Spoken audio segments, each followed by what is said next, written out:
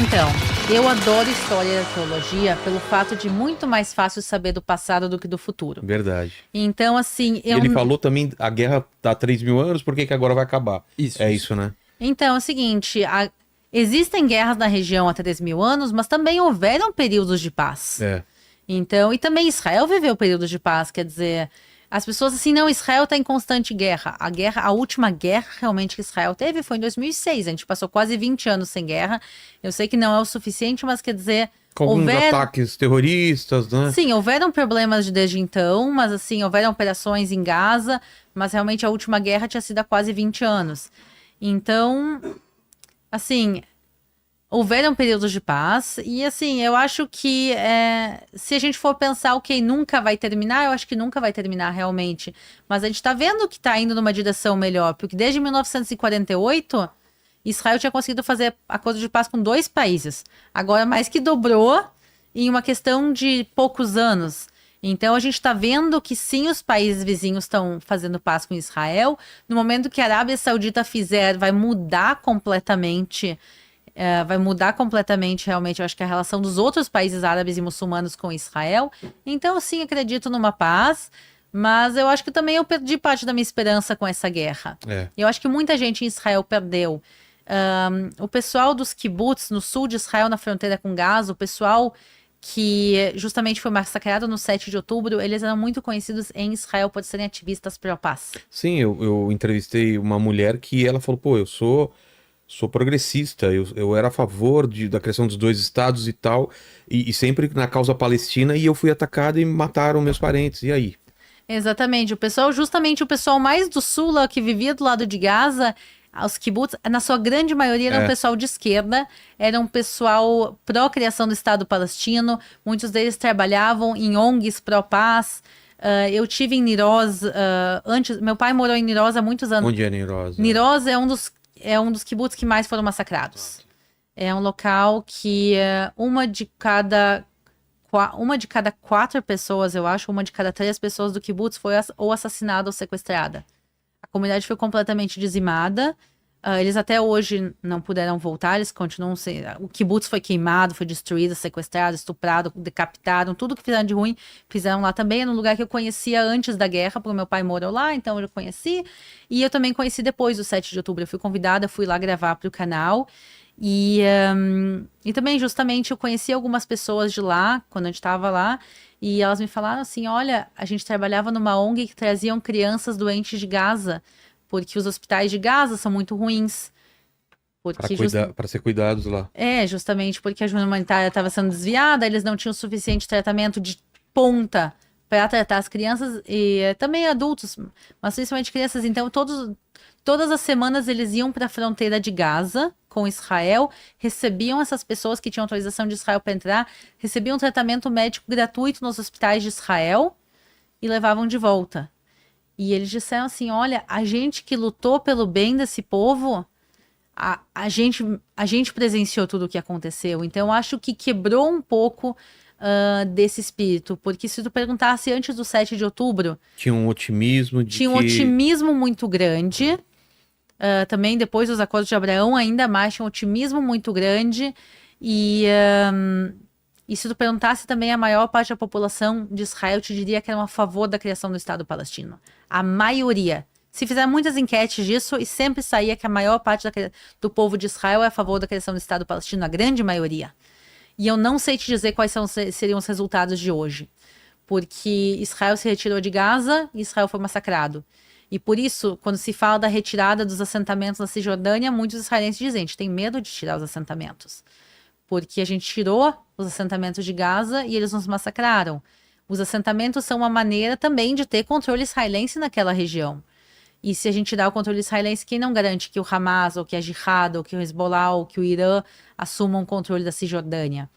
Apesar de, historicamente, a Cisjordânia ter sido bem mais tranquila, o pessoal agora eu acho que tá com bem mais medo do que tinha antes, e eu acho que com bem menos esperança. Então, não sei te dizer. Eu acho difícil chegar à paz quando um dos lados quer o extermínio do outro povo, né? Não tem esse... mas quem que é o extermínio é o Hamas. O Hamas, e não Hezbollah, o Irã, mas não é todo o povo palestino, e muito menos o pessoal da Cisjordânia.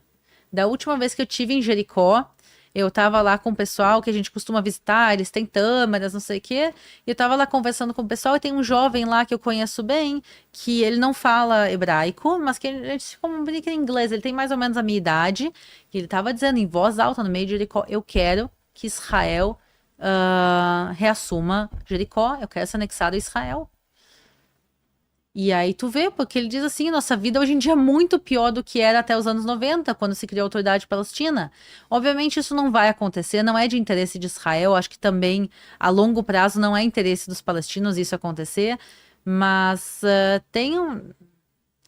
tem, em relação à pergunta dos sinais, o Armagedon, tudo isso. Vamos entrar nesse assunto então. Eu só Vamos lá. queria ler uma mensagem aqui que com certeza o Paquito não vai ler, da Fátima Oliveira, que Vilela demite esse Paquito, ele não faz nada. Você leu essa parte aqui ou não? Eu li, eu esqueci de apagar a mensagem dela pra você não ler. Droga. Ô, Paquito, tem mais perguntas sobre a guerra? Porque a gente vai para um assunto mais leve, que é o final dos tempos. Tem uma pergunta aqui do Neide Oliveira. Ele perguntou: como faço pra me alistar no exército israelense? Sabe se estrangeiro pode se alistar? Então, Ixi, eu não- no momento, Israel não está listando estrangeiros normalmente, mas o que sim o exército de Israel aceita são voluntários para fazer papéis não militares. Tá. Tem até uma ONG que se chama SAR-El, SAR, S-A-R-E-L, SAR-El, eles levam voluntários para Israel para ajudar no exército nas questões logísticas. Então eles vão lá, desde organizar os uniformes dos soldados, organizar comida, porque no final das contas, boa parte do exército é o que acontece por trás toda a logística. Então, sim, Médicos. o exército de Israel, através de ONGs, recebe voluntários para fazer outros papéis. Pode ser que médicos também. Eu imagino que sim, eu não tenho certeza, mas eu imagino que sim. Mas é papel combatente, talvez se ele queira pegar uma M16 e sair correndo, Ou pilotar um caça, ou acho que pilotar não. um caça, provavelmente nesse momento não. Teu marido, ele faz o quê, assim?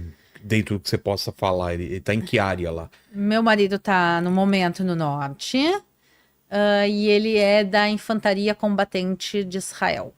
Tá. E é mais ou menos aí que eu posso terminar É. de falar o que ele faz. Então, Mas ele tá no front ou não? Tá? Ixi. sim, meu marido tá Vamos. no front, ele tá no front desde, assim, quando aconteceu o 7 de outubro, ele foi chamado. E ele passou uns meses no exército, foi liberado, passou uns meses em casa, tá indo e voltando.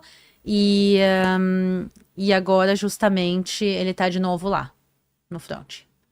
Vamos mudar então, falar desses sinais aí.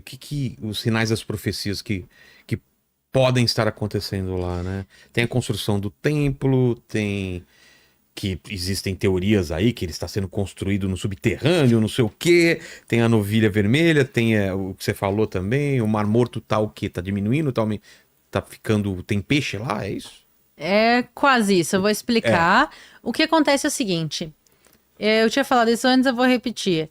Eu gosto de história da arqueologia porque é muito mais fácil entender o passado do que o futuro. Então, eu não gosto de especular. Eu não gosto de chegar e dizer amanhã vai terminar o mundo, eu vou dizer o ano exato que vai terminar, eu vou dizer quem é o anticristo, eu sei de tudo. Eu não sei de nada, gente. Eu posso dizer como quem mora em Israel, o que eu vejo. E que leva grupos que tá sempre lá perguntando sobre essas coisas, né? Imagina. Sim, eu vou dizer que também tem um canal com mais de 2 milhões de inscritos, abre muitas portas. Verdade. Então, assim, eu posso dizer o que eu tô vendo que tá acontecendo e cada um tira suas próprias conclusões. Tá. Eu acho que esse é o meu papel. O meu papel é falar do histórico, do que tá escrito na Bíblia também, que é a nossa base. Muitas vezes, se a gente vai falar do fim dos tempos, do Armagedon, de tudo isso, muitas vezes a gente usa a base da Bíblia.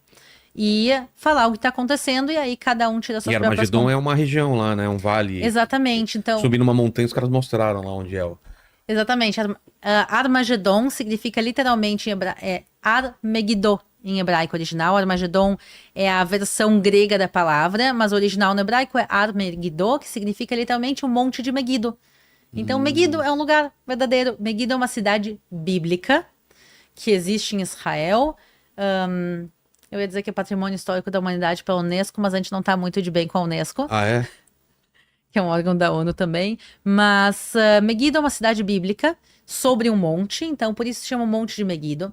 E quando a Bíblia fala sobre Meguido, sobre Armagedon, tem na realidade 2 lugares que a gente chama de Meguido. Tem o monte em si eu e subi tem no- o vale.